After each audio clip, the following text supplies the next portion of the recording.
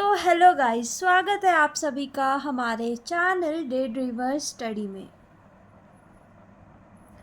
तो आप देख रहे हैं डे ड्रीमर स्टडी व्लॉग्स, जो आपके लिए लेकर आते हैं ढेर सारा content study, mindset, career and motivation से रिलेटेड। तो सबसे पहले तो आप इस वीडियो को लाइक कर दीजिए, शेयर कर दीजिए इस वीडियो को और सब्सक्राइब कर लीजिए हमारे चैनल डे ड्रीमर स्टडी को, क्योंकि हम आपको बता रहे थे कि हमारा चैनल डे ड्रीमर स्टडी आपके लिए लेकर आता है ढेर सारा content study, mindset, career and motivation से रिलेटेड।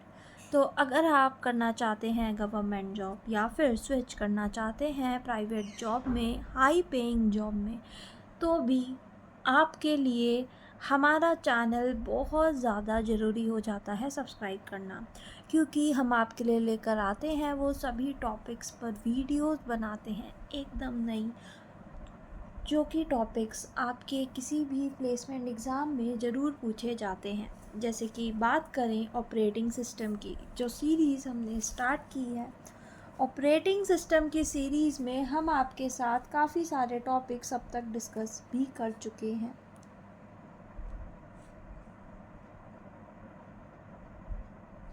तो इसी वीडियो को आगे बढ़ाने के लिए आज हम आपके लिए लेकर आए हैं टॉपिक जिसका नाम है प्रोसेस सिंक्रोनाइजेशन मैकेनिज़्म। पर उस टॉपिक को पढ़ने से पहले मैं आप सभी लोग जो कि डे ड्रीमर स्टडी चैनल पर नए हैं और हमारे चैनल को अब तक लाइक सब्सक्राइब नहीं किए हैं, सबसे पहले तो इस वीडियो को लाइक कर दीजिए, इस चैनल को सब्सक्राइब कर लीजिए और देखते रहिए डे ड्रीमर स्टडी के व्लॉग्स।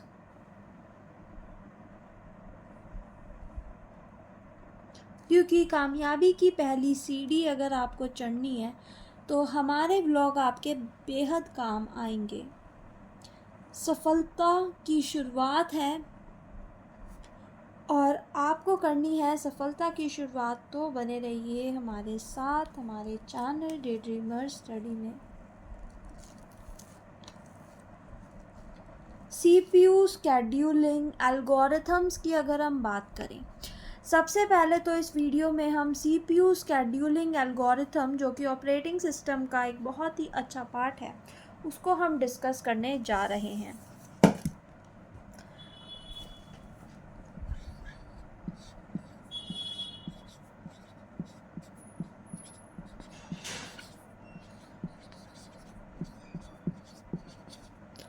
तो ऑपरेटिंग सिस्टम की इस सीरीज़ में CPU स्केड्यूलिंग एल्गोरिथम, हमने आपको एक शीट दिखाई थी, एक डायग्राम दिखाया था, जिस डायग्राम से आप पढ़ने वाले थे। एंड हमने पिछली वीडियो में अगर आपने देखा हो तो वेरियस प्रोसेस स्टेट के बारे में आपको समझाया था। तो वेरियस प्रोसेस स्टेट में हमने आपको बताया था स्केड्यूलिंग एल्गोरिथम के बारे में, जो कि आपके लिए बेहद ज़रूरी होता है जानना।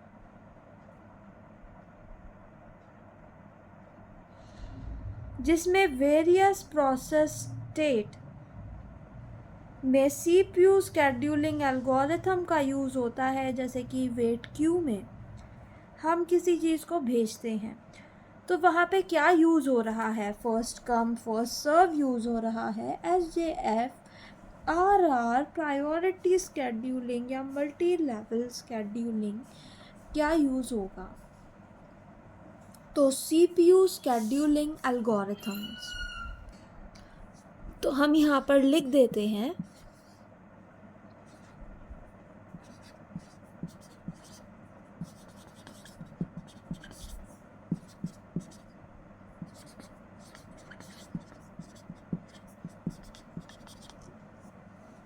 CPU scheduling algorithm. इसके भी कुछ टाइप्स होते हैं, कुछ पार्ट्स होते हैं, तो चलिए वो आपके साथ डिस्कस करते हैं। एक एक करके एक एक चीज़ों को डीपली डिस्कस करेंगे।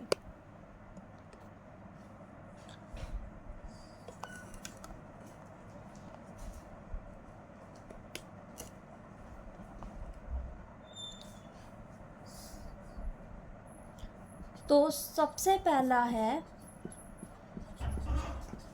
फर्स्ट,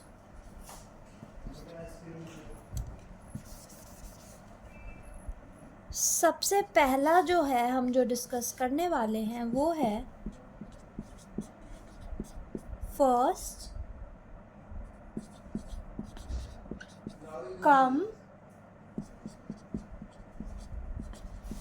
फर्स्ट सर्व्ड, जिसको बोला जाता है FCFS, first came first serve.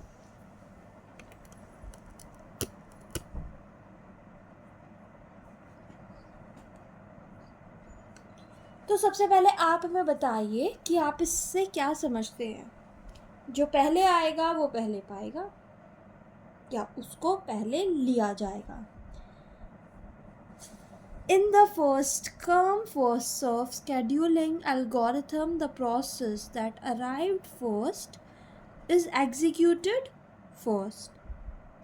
It follow a non-preemptive approach, means that once a process start running, it continue until it completes और voluntarily give up the CPU। क्या मतलब हुआ इस बात का? देखिए, फर्स्ट कम फर्स्ट सर्व वैसे तो एक बहुत सिंपल सा एल्गोरिथम है, बट ये जितना ही सिंपल है उतनी ही एग्जीक्यूशन की CPU को मतलब बहुत अच्छे से एग्जीक्यूट नहीं जो है, CPU जो है अगर इस मेथड का यूज़ करेगा तो अच्छे से एग्जीक्यूशन नहीं हो पाएगा।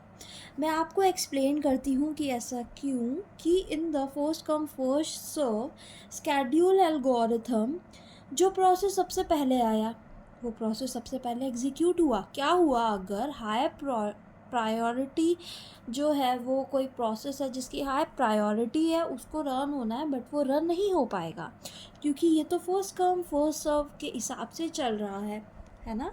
तो the process that arrive first is executed first. It follow a non-preemptive approach, meaning that once a process start running, it continue until it completes or voluntarily give up the CPU. FCFS is simple to understand but may lead to poor utilization of CPU if long process arrive before shorter one. अगर लंबा process अगर high priority की बात भी ना करें और हम ये सोचें कि अगर लंबा प्रोसेस पहले आ गया तो लंबा प्रोसेस ज़्यादा टाइम लेगा और छोटे से प्रोसेस को बहुत देर रुकना पड़ जाएगा, तो ये तो अच्छा एग्जीक्यूशन का तरीका नहीं हुआ, है ना। बट इसीलिए एक और स्केड्यूलिंग एल्गोरिथम है जो कि आपके सामने हम अभी लेकर आने वाले हैं, जिसका नाम है SJN। क्या कोई इसकी फुल फॉर्म बता सकता है? SJN, shortest job first.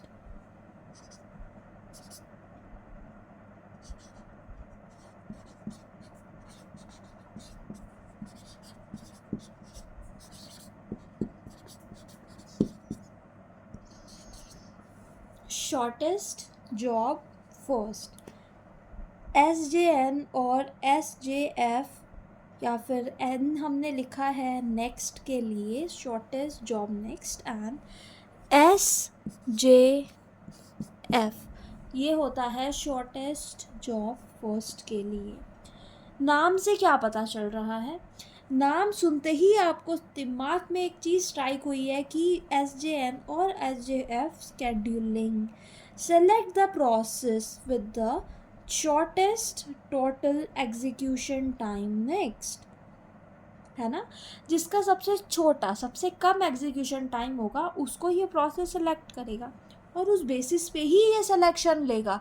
इसका मतलब तो अब जो कोई बड़ा प्रोसेस है वो आएगा ही नहीं, सारे छोटे प्रोसेस ही जो है सिलेक्शन टाइम लेते रहेंगे। बड़े प्रोसेस का क्या?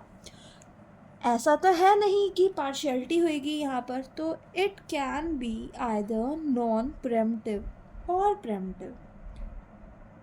In the non-preemptive variation, the process continue executing until it completes, whereas in a preemptive variant, if the process with a shorter burst time arrive, the currently running process may be preemptive. Right?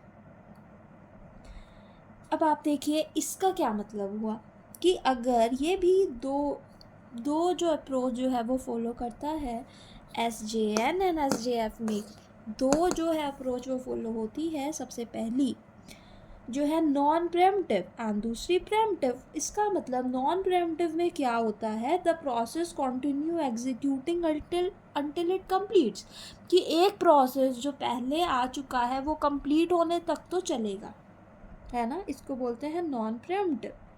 Whereas जिसमें प्रेम्प्टिव में क्या होता है, प्रेम्प्टिव में if the new process with a shorter burst time मतलब CPU को उस process को रन करने में कितना टाइम लग रहा है उसको हम बोलते हैं burst time.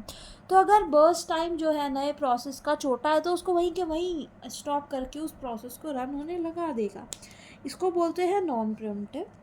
The currently running process में बी प्रेम्प्टेड, वो ख़त्म हो जाए।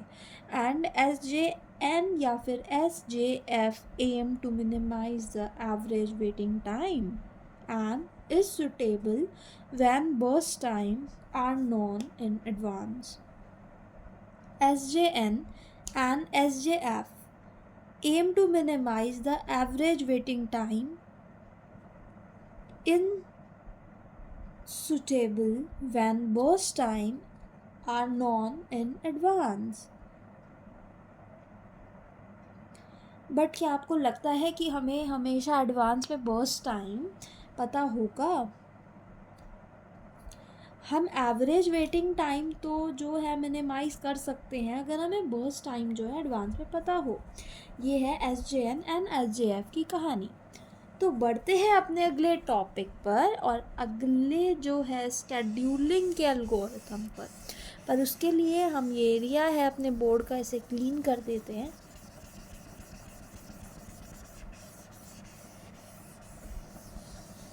तो देखिए यहाँ पर हम आपको बताने वाले हैं एक बहुत ही अच्छा प्रोसेस जो बेहतर है, बेस्ट हम नहीं बोल सकते हैं।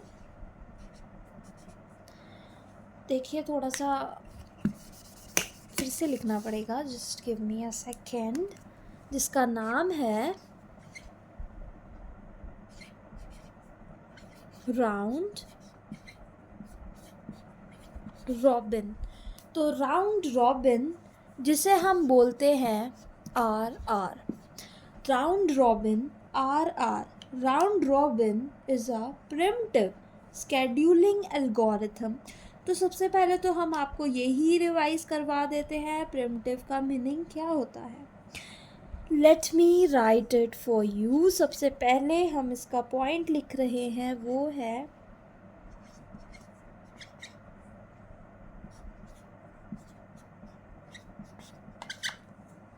ठीक है, प्रिमिटिव। इसका क्या मतलब होता है, हमने अभी कुछ सेकंड्स पहले ही आपको ये समझाया है, पर हम इसको फिर से समझा देते हैं जिससे कि आपको किसी भी तरह की कंफ्यूजन ना हो। Primitive if a new process with a, मतलब कि प्रिमिटिव में क्या होता है ना, अगर एक प्रोसेस रन हो रहा है, ठीक है, उस प्रोसेस को स्टॉप करके कोई और प्रोसेस आया, वो प्रोसेस को हम ले लें। अब वो प्रोसेस को हम कैसे लेंगे, क्यों लेंगे, किस लिए लेंगे, ये हम आपको बता देते। तो राउंड रॉबिन एक प्रिमिटिव स्केड्यूलिंग एल्गोरिथम यूज़ करता है। इसका मतलब है अगर कोई प्रोसेस ऑलरेडी रन हो रहा है CPU में, तो इसका मतलब ये नहीं हुआ कि वो पूरा कंप्लीट रन ही होगा, वो बीच में नहीं रोका जा सकता, वो रोका जा सकता है। चलो एक प्रॉब्लम तो इससे हमें सॉल्व होती नज़र आ रही है, राइट। तो round robin is a primitive scheduling algorithm that assign a fixed time quantum to each process in a circular manner. एक fixed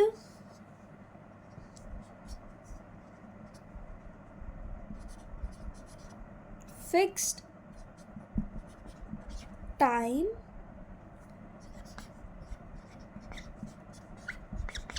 क्वांटम, एक फिक्स्ड टाइम क्वांटम, जैसे कि हम लिख सकते हैं हमारा 10 मिली सेकेंड का हमने टाइम फिक्स कर लिया कि एक प्रोसेस ना सिर्फ 10 मिली सेकेंड्स तक ही रन होएगा, उसके बाद वो रन नहीं होएगा। उसके बाद जो अगला प्रोसेस है क्यू में वो रन होएगा, वो भी इतने ही समय के लिए रन होगा, फिर अगला रन होगा, अगला रन होगा। इससे क्या होगा, once a process used its time quantum exhaust, मतलब एक प्रोसेस का टाइम ख़त्म हो गया, right, it move on back to the ready queue, तो फिर it move to the back of the ready queue, ready queue के बैक में उसको भेज दिया जाएगा, रहेगा वो रेडी क्यू में ही, allowing the next process in line to execute. तो रेडी क्यू में एक और जो प्रोसेस है जो लाइन में लगा हुआ है उसको भी इतना ही समय दिया जाएगा, तो ये है फिक्स टाइम क्वांटम, उसको रन होने के लिए इतना समय दिया जा रहा है ना। तो RR provides fair execution of all process, एक फेयर एग्जीक्यूशन प्रोवाइड कर रहा है RR सारे प्रोसेस के लिए, but may suffer from high context switching overhead और may not be efficient for long running processes.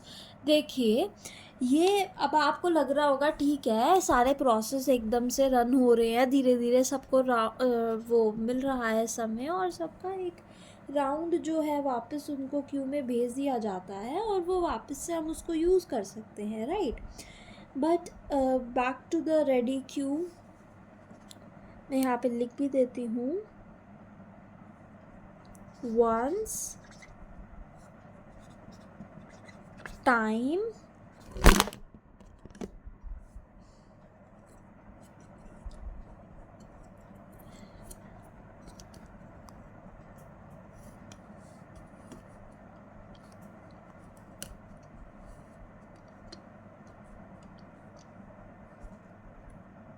okay, then let's continue कि once time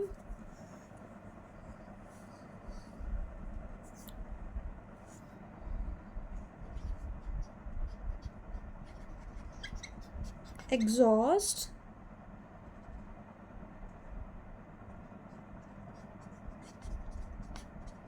it moves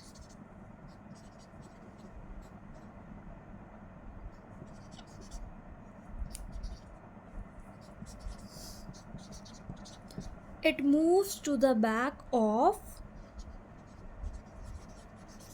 ready queue, वो ready queue के बैक में चला जाएगा, it moves to the back of the ready queue, fine, okay. यहाँ तक आपको कोई दिक्कत?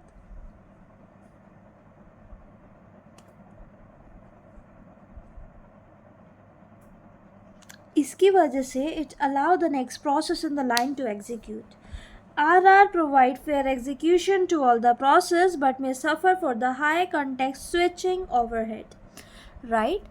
एंड इसकी एक और दिक्कत होती है कि अगर सपोज़ एक हाई प्रायोरिटी क्यू है जो कि रन होना चाहता है और वो कंप्लीट रन होएगा तभी तो कंप्यूटर ढंग से रन हो पाएगा, बट ऐसा नहीं हो पाएगा, इसने तो सबको एक टाइम बाउंड कर दिया और वो हाई प्रायोरिटी क्यू के लिए भी इसने टाइम बाउंड कर रखा है, वो भी पूरा रन नहीं होगा, उसको भी इतना ही टाइम मिला जाएगा और वो इसीलिए इतने टाइम में रन होएगा और फिर वापस से रन नहीं होगा। इस वजह से सबको इक्वल चांस तो मिल रहा है। ये क्या कर रहा है, फेयर एग्जीक्यूशन दे रहा है। एक और पॉइंट आप यहाँ पे ऐड कर सकते हैं, that is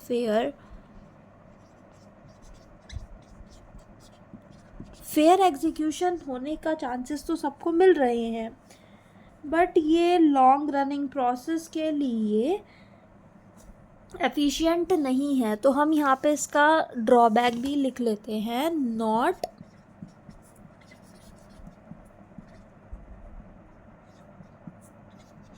efficient for long running process, ये लॉन्ग रनिंग प्रोसेस के लिए एफिशिएंट नहीं रहेगा। क्या नहीं रहेगा? This is the different thing जो हमारा टॉपिक है, राइट। हम राउंड रॉबिन की बात कर रहे हैं, तो राउंड रॉबिन के बारे में हमने कुछ की पॉइंट्स आपके लिए लिखे हैं, आप उसको एक बार अच्छे से देख लीजिए।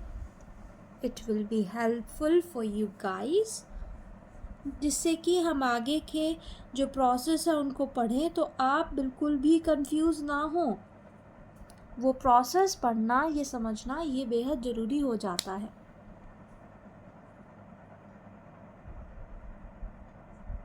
क्योंकि देखिए, हार्ड वर्क करना उतना ज़रूरी नहीं है। आजकल के समय में आपको स्मार्ट वर्क, आप सिर्फ स्मार्ट वर्क करेंगे, आप जैसे आप अच्छे अच्छे चैनल सब्सक्राइब करें, पढ़ाई से रिलेटेड जो है अपने यूट्यूब पे वीडियोस देखें।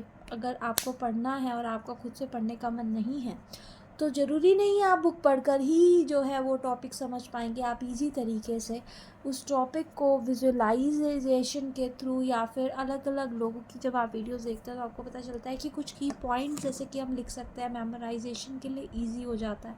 कोई बड़ा टॉपिक है जो नहीं समझ आ रहा है, उसको बहुत ईजी वे में समझाने के लिए जब आपके पास यहाँ पे लोग हैं, चैनल है, डे ड्रीमर स्टडी चैनल भी आपके यहाँ है, तो आपका काम आसान हो रहा है। आपको हार्ड वर्क नहीं, सिर्फ स्मार्ट वर्क करना है। अब करना क्या है, आपको कितना कितना पढ़ना है, क्या क्या पढ़ना है, क्या आपको इजी लग रहा है, क्या नहीं लग रहा है, ये सारी चीज़ें आपको एक बार ध्यान में रखनी है और बहुत इजीली अपने काम को सॉल्व करना है। क्योंकि आपको एक बात और याद होनी चाहिए, क्योंकि देखिए, अगर आप टैलेंटेड हैं बट आप रोज़ रोज़ उसके ऊपर काम नहीं कर रहे, अपने ऊपर काम नहीं कर रहे हैं, रोज़ रोज़ अपनी स्किल ऐड ऑन नहीं कर रहे हैं, तो ये लॉन्ग टर्म में आपका कोई आपको बेनिफिशियल नहीं रहेगा, आपको कोई बेनिफिट नहीं मिलेगा इस चीज़ से। अगर आपको लेना है बेनिफिट और 2 से 3 महीने में अपने आप को करना है ट्रांसफॉर्म, तो आपको हर रोज़, हर घंटे, हर पल एक नई स्किल्स को सीखना होगा और उन स्किल्स को ढंग से प्रिपेयर भी करना होगा। और ज़्यादा से ज़्यादा 3 महीने आप वेट कीजिए प्रिपरेशन के लिए और 3 महीने के बाद आप अप्लाई करना स्टार्ट कर दीजिए। क्योंकि जिस तरीके से जो लर्निंग प्रोसेस बड़ा होता है, इसी तरीके से जब जॉब हम करने जाते हैं तो जॉब में सेलेक्ट कैसे होना है, रिज्यूमे कैसे बिल्ड करना है, लिंक्डइन को कैसे हमें इन्हेंस करना है, उसमें हमें रिक्रूटर्स को मेल करना है या फिर हम रेफरल कैसे ले सकते हैं, ये सारी चीज़ें में भी आपको थोड़ा सा दिमाग लगाना पड़ता है। आपको हो सकता है रेफरल इतनी आसानी से ना मिले, तो उसके लिए भी आपको वो रेफरल्स फाइंड करने पड़ते हैं। तो आपको काफ़ी सारा दिमाग लगाना पड़ता है यहाँ पर। काफ़ी कुछ जो है सेक्रीफाइसेस होते हैं जब भी आप कोई नई चीज़ करना चाहते हैं, अपनी कोई नई जॉब स्विच करना चाहते हैं। बहुत सारे चैलेंजेस हैं जो आप लोग फेस करेंगे, बट मैं कहूँगी कि अगर आप फ्रेशर भी हैं, आपको नहीं भी कुछ आइडिया या फिर आप जॉब बदलना चाहते हैं या लेट्स से XYZ कोई भी जो है रीज़न है, तो आप उसको ज़्यादा से ज़्यादा, अगर आपको सिर्फ अपनी स्किल्स ब्रश अप करना है तो आप 1 हफ़्ते में ही वो कर सकते हैं और आपको सब कुछ आता है। 1 हफ़्ता या फिर 3 days is more than enough to brush up your skills and to brush up your things that you already learned previously। but अगर आपको वो आइडिया नहीं है या आपने इतने अच्छे से प्रिपेयर नहीं किया है तो just give you guys 3 months अपने आप को दो, जिसमें आप शिद्दत से पढ़ाई करो। और उन 3 महीने के बाद, 3 महीने बहुत ढंग से पढ़ाई करने के बाद आप अप्लाई करना स्टार्ट कर दो। बस उन 3 महीने के बाद आप सोच सकते हैं कि नहीं, अभी मैं उतना प्रिपेयर नहीं हूँ या मतलब मुझे और टाइम लगेगा या लगे, जो भी है, आपको जितना भी टाइम लगेगा नहीं लगेगा, बट आपको 3 महीने ही देने हैं। इससे ज़्यादा आप प्रिपरेशन में टाइम नहीं वेस्ट कर सकते हैं। आप जॉब सर्च करेंगे, फिर आपका इंटरव्यू प्रोसेस होगा और ज़रूरी नहीं है आप एक ही कंपनी में इंटरव्यू दें, उसमें आपका हो जाए। ज़्यादा से ज़्यादा इंटरव्यू दीजिए, जिससे आपको अपनी वैल्यू का पता होता है और आपको अपनी स्किल्स, अपने माइंडसेट, अपनी थिंकिंग और आपको एक लगातार एक फीडबैक मिलता रहता है। आप उसे नोट करिए। आपने कोई भी इंटरव्यू दिया, आपने इंटरव्यू देने के बाद लेट्स से अगर आप सिलेक्ट हो गए, वेल एंड गुड। अगर आप नहीं हुए तो वो आपको एक फ़ीडबैक देते हैं। आप उनसे हमेशा एक फ़ीडबैक मांगिए अपने इंटरव्यू के बाद कि आप क्या फ़ीडबैक दे रहे हैं, आप कैसे कर रहे हैं, कैसे नहीं कर रहे हैं। तो वो फ़ीडबैक लेकर आप अपने दिमाग में रखिए, अपने दिमाग में बहुत अच्छे से उसको चीज़ों को जो है फ्रेम कीजिए, उसको पूछिए, उसको जानिए और फिर अपने ऊपर जो भी आपको फ़ीडबैक मिल रहा है उसको इम्प्रूव करने की कोशिश कीजिए। तो round robin, shortest job first और फर्स्ट कम फर्स्ट सर्व जैसे एल्गोरिथम अब आपको आ चुके हैं। अब अगर कोई आपके सामने ये ट्रम बोले या फिर इंटरव्यूअर आपको इसके बारे में पूछे या फिर अगर आप कॉलेज में पढ़ते हैं तो कॉलेज में अगर आपको आपके एग्ज़ाम में ये आ जाए तो आप बहुत अच्छे से इसकी डेफिनेशन जो है वो लिख सकते हैं, बहुत अच्छे से इसको याद कर सकते हैं। तो अब करते हैं हमारे अगले टॉपिक को जिसका बोलते हैं प्रायोरिटी स्केड्यूलिंग। देखिए गाइस, हमारा स्टैंड थोड़ा सा मिसमैनेज हो जाता है, कभी कभी ये गिर जाता है, इग्नोर दैट।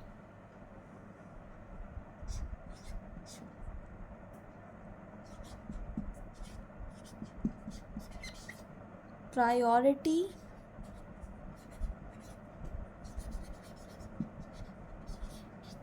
scheduling,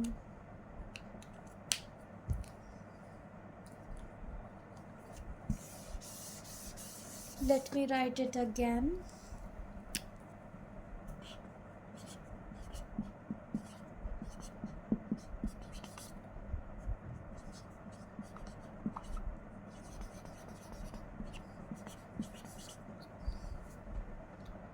ठीक है, क्या आपको समझ आ रहा है इस टॉपिक का नाम सुनकर?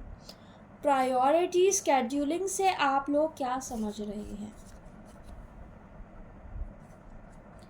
CPU स्केड्यूलिंग एल्गोरिथम का fourth part priority scheduling. Priority scheduling की प्रायोरिटी के बेसिस पे स्केड्यूल कर रहे हैं, राइट। हाई प्रायोरिटी का है तो उसे पहले हम कर लेते हैं, लो प्रायोरिटी का है तो उसे हम बाद में स्केड्यूल कर देते हैं, राइट। इसका मतलब तो हमने एक प्रायोरिटी वैल्यू असाइन कर दी होगी। प्रायोरिटी स्केड्यूलिंग का मतलब है assigning a priority value. Priority scheduling जिसमें हम डिवाइड कर रहे हैं, इसका मतलब असाइनिंग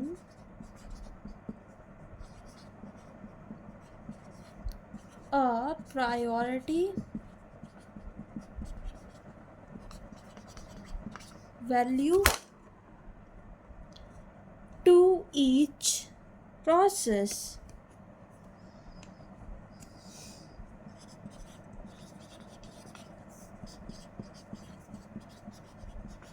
जिसमें हम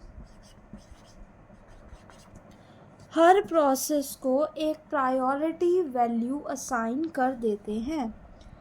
प्रायोरिटी स्केड्यूलिंग मतलब assigning a priority value to each process and the CPU is allocated to the process within the higher priority. It can be either preemptive or non-preemptive. ये preemptive भी हो सकता है और non-preemptive भी। In preemptive priority scheduling, if a higher priority process arrive, the current running process may be preemptive, and in non-preemptive priority scheduling, the process continue executing until it complete or voluntarily give up the CPU. Priority scheduling can suffer from starvation if a lower priority process never gives a chance to execute। देखो, सीधी सीधी बात है, priority scheduling है तो priority scheduling में क्या होगा, high priority जो आ रहा है प्रोसेस वो तो जल्दी जल्दी से एग्जीक्यूट हो जाएगा, और लो प्रायोरिटी वालों का क्या होगा, अगर हाई प्रायोरिटी वाले ही आते रहेंगे तो लो प्रायोरिटी वाले को कभी चांस ही ना मिला, ऐसा भी तो हो सकता है। माना हमने कि प्रेम्पटिव एंड नॉन प्रेम्पटिव जो है यहाँ पर दोनों अप्रोच यूज़ हो रही है। प्रेम्पटिव में वो ब्रेक हो जाएगा बीच में ही रनिंग वाला, और कोई और उससे भी ज़्यादा हाई प्रायोरिटी का आ गया तो वो रन हो सकता है।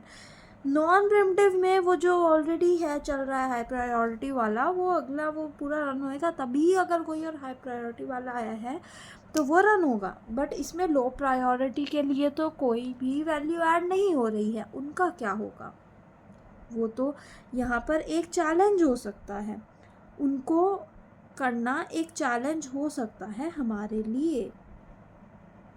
तो ये तो हमारे लिए बहुत ही ज़्यादा एक डिफरेंट प्रोसेस हो गया, एक बहुत ही डिफरेंट प्रोसेस हो गया। आप जैसे कि उसको बोल सकते हैं कि ये तो ठीक नहीं हुआ है। तो इन सब से बेटर क्या हमें कुछ चीज़ निकल सकती है? इनसे बेटर भी कुछ हो सकता है। जी हाँ, बिल्कुल हो सकता है।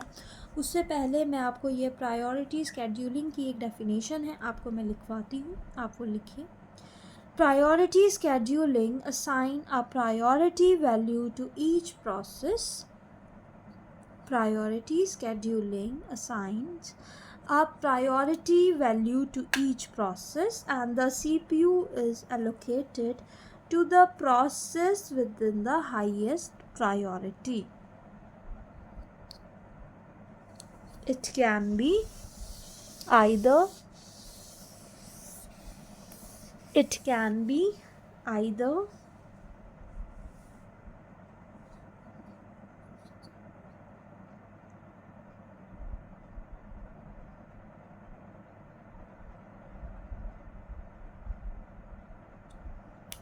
primitive or non-primitive. In primitive priority scheduling, if a higher priority process arrives, the currently running process may be primitive. In non-primitive priority scheduling, the process continues executing until it completes or voluntarily give up the CPU.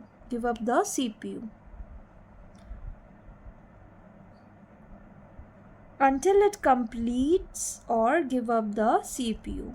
Priority scheduling can suffer from starvation if a lower priority process never give a chance to execute.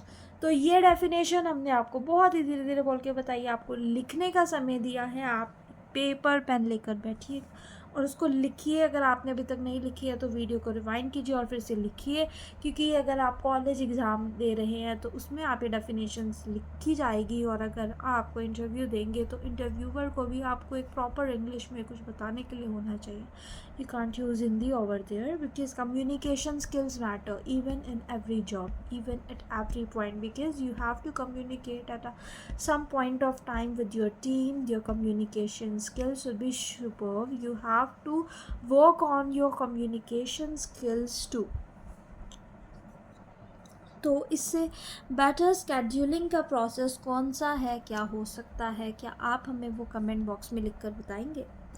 जल्दी से हम आपके comment का wait कर रहे हैं और हम आपको बता रहे हैं कि क्या इससे भी बहुत ही ज़्यादा बेहतरीन CPU स्केड्यूलिंग एल्गोरिथम हो सकता है क्या। तो हम जल्दी से अभी तक हमने क्या क्या पढ़ा है उसको आपको फिर से बता देते हैं, एक चार्ट बना देते हैं आपके लिए, जिससे आपके लिए इजी हो जाएगा उसको रिवाइंड करना। तो सबसे पहले आप स्टार्ट करते हैं हम हमारे टॉपिक से।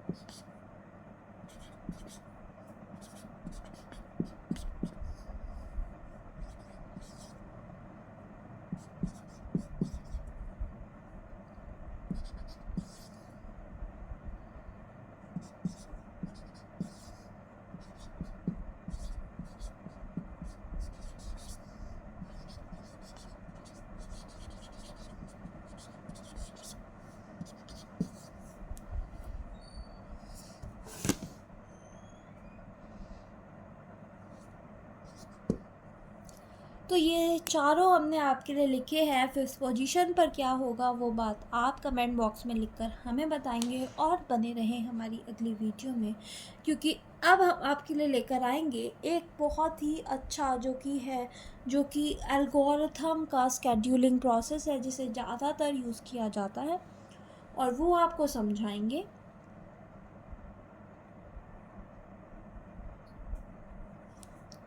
तो आप हमारी वीडियो कहाँ से देख रहे हैं हमें कमेंट बॉक्स में लिखकर बताइएगा।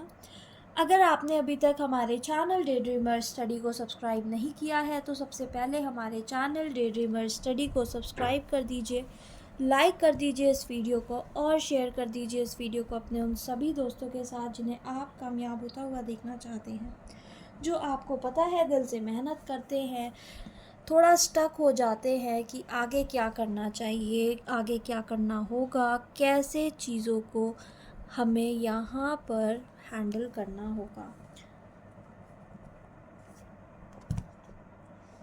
तो उनको जिनको गाइडेंस की ज़रूरत पड़ती है उनको हमारा channel day dreamer study subscribe करवाना आपका फ़र्ज़ है।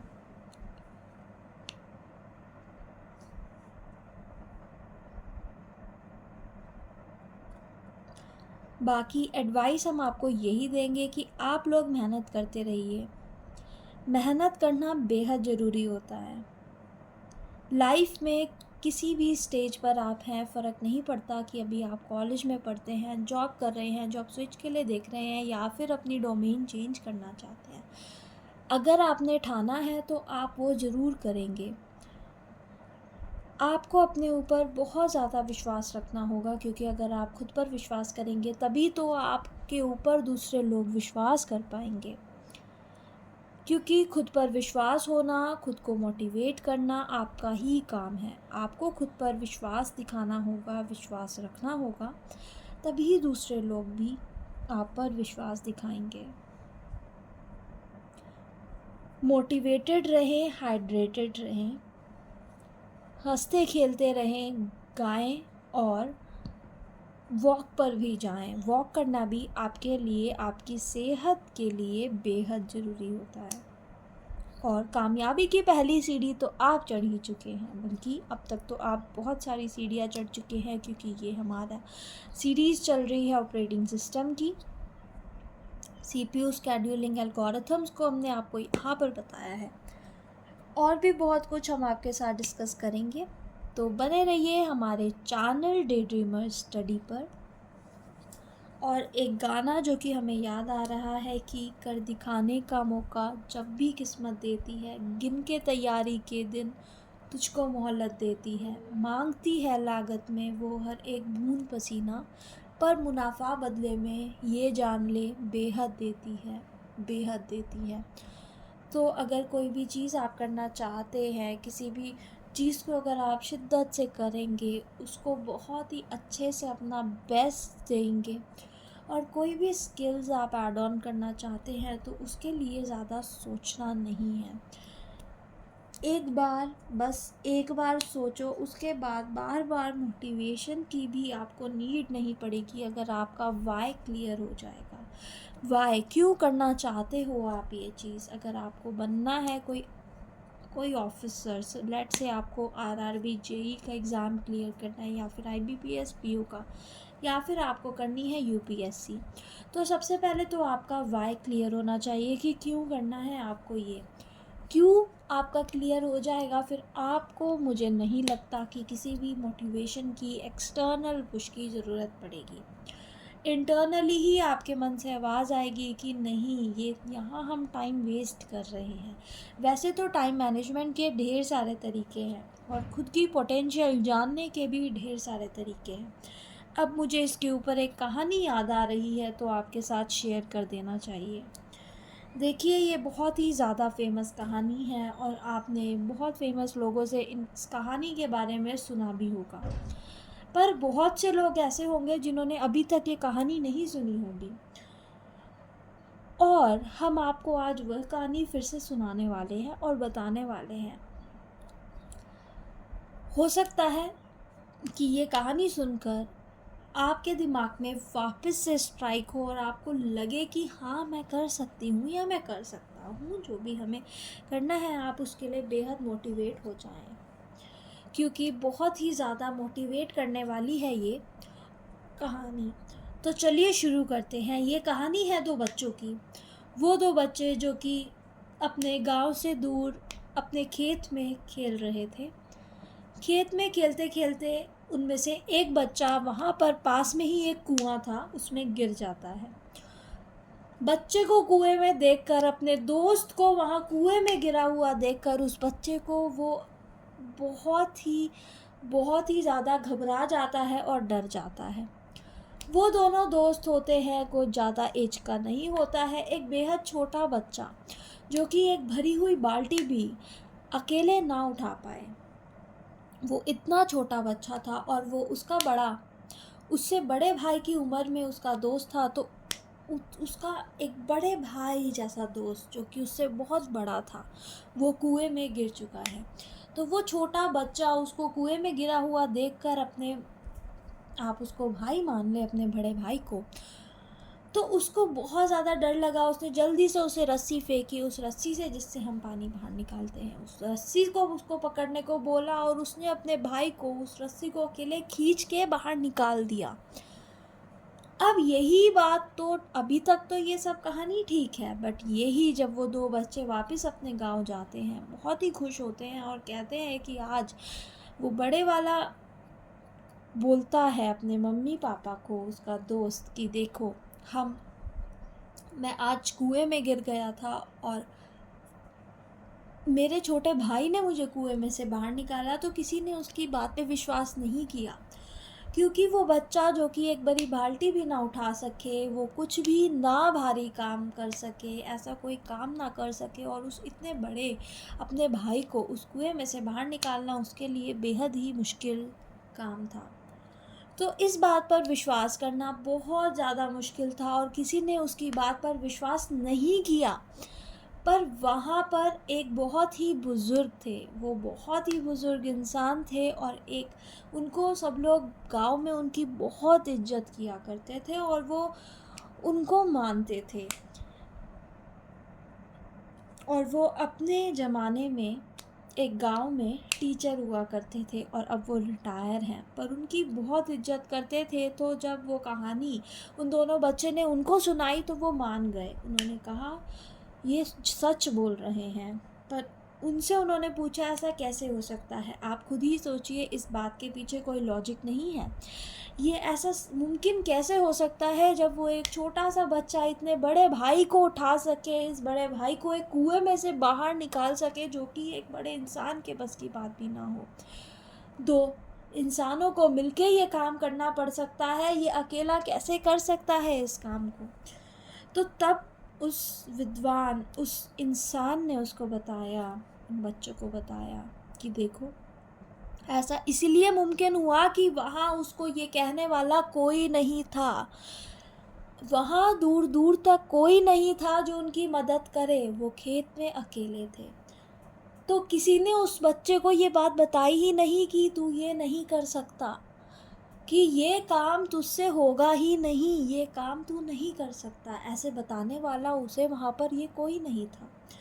तो जब उसे ये बात पता ही नहीं थी कि ये काम करना मुश्किल है, ये काम वो अकेले नहीं कर सकता, तो उसके पास ना कहने का कोई ऑप्शन ही नहीं था। उसने उठाई रस्सी, डाली और अपने भाई को तब तक खींचता रहा जी जान लगाकर, जब तक अपने बड़े भाई को उस कुएं में से बाहर ना निकाल पाए। इससे हमें ये पता चलता है कि आपके आसपास वाली संगति बहुत मैटर करती है। अगर आपके आसपास वाले लोग आपको पूरे टाइम यही कहते रहें कि तू ये नहीं कर पाएगा या तू ये नहीं कर सकती, तो यकीनन आपको इस बात पे यकीन हो जाएगा कि आप ये नहीं कर सकते। बट अगर आपकी मेंटलिटी ऐसी है, आपका माइंडसेट इतना स्ट्रांग है कि आपको ये बात बताने वाला कोई है ही नहीं, ये नहीं हो सकता, सब यही कहेंगे हाँ ये करना आसान है, तो ये कर सकती है, तो मेहनत करेगी तो ये हो जाएगा, तो कोई भी एग्ज़ाम क्लियर कर सकती है, कुछ भी चीज़ कर सकती है। हाँ, अपने माइंड को हमेशा पॉजिटिविटी से ही भरना चाहिए। खुद को पॉजिटिव रखें, अपने आप को पॉजिटिव रखें और अपने माइंड को पॉजिटिव रखें। हंसते रहिए, मुस्कुराते रहिए। जहाँ से आप हमारे व्लॉग्स देखते हैं, वहाँ आप हमारे व्लॉग जहाँ से भी देखते हैं, मस्त रहिए, स्वस्थ रहिए। इस वीडियो को लाइक कर दीजिए, शेयर कर दीजिए इस वीडियो को अपने उन सभी दोस्तों के साथ जिन्हें आप कामयाब होते हुए देखना चाहते हैं, जिन्हें आप दिल से चाहते हैं कि वो भी कामयाब हो और आप ही की तरह ऑफिसर रैंक क्रैक कर पाए। तो चलिए मिलते हैं आपको अपनी अगली वीडियो में। इस वीडियो को लाइक करना मत भूलिएगा। इस चैनल को सब्सक्राइब अभी के अभी कर लीजिए अगर अभी तक आपने हमारे चैनल को सब्सक्राइब नहीं किया है तो मिलेंगे आपको और बताएंगे सीपीयू स्केड्यूलिंग एल्गोरिथम के लास्ट पार्ट को। अगर इससे पहले आपका होमवर्क यही है कि आप भी उस पार्ट के बारे में हमें बताइए, आप क्या समझते हैं, क्या करना चाहते हैं और आपको क्या लगता है कि वो कैसे आप उसको कर पाएंगे। क्या आपको लगता है कि वो लास्ट पार्ट है या उसके अलावा भी और पार्ट है या नहीं, ये बात भी आप हमें कमेंट बॉक्स में लिख के बताइए। इससे पहले हम आपको बता देते हैं इसके 3 पार्ट्स और रह रहे हैं जो हम आपको अपनी अगली वीडियो में एक्सप्लेन कर देंगे। 5, 6, 7 पॉइंट्स, राइट। तो बाय बाय गाइस, मिलते हैं आपको अपनी अगली वीडियो में।